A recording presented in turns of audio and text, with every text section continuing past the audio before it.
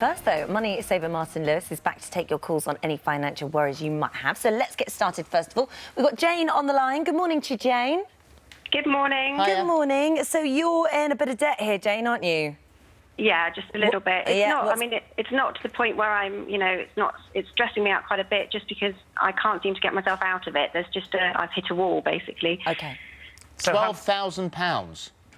It's credit card that I've accumulated over the last few years. I've been through a separation, and so they started off being interest-free, and then obviously since then I'm a banker's dream, basically. I'm paying high interest now and don't seem to be getting anywhere with it. I did actually apply for a loan.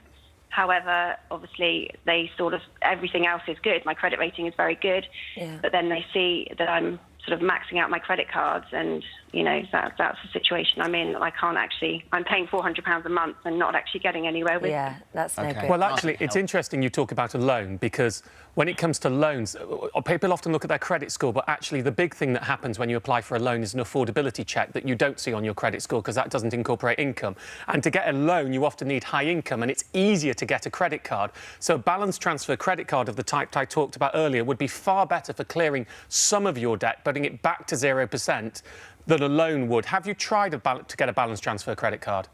I have. So I have an Experian, I've been on Experian, and basically they are all saying that I'd have only 20% chance of actually getting 0%, because obviously I'm living out my max, credit card. So if you're... that's what I mean. Well, hold on. Let's stop it. It's really interesting because you're using an eligibility calculator, and there are lots of them out there that tell you what your percentage chance of getting a decent credit card is. Discussed this earlier. Now, look, the thing about your credit score is, yes, while applying for a card marks your credit file, I think of it a bit like savings. What are you going to spend it on? If you're not looking to buy a house, the most important thing is cutting the cost of that debt. And while a 20% chance of being accepted isn't a huge chance, it's still a chance. A friend of a friend I helped go through this process once, and she only had a 20% chance. And I said, then apply. You've got no reason not to apply. Apply for the card that gives you your best chance. She got £1,500, 0% for 30 months. So I would go and make the application on the card you're most likely to get. The next most important thing you need to do is list every single one of your debts in order of interest rate, from the top to the bottom. Only pay the minimums on everything other than the one at the top, and shove every spare penny you've possibly got on the most expensive card.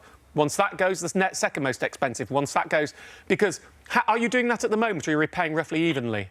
No, I've got sort of varied credit cards. I've got ones that are 6,000. I've got one that is 1,000. So the ones that are 1,000, I'm paying £50 a month. The other ones, I'm paying £140, £150 a month, and not actually getting anywhere with it.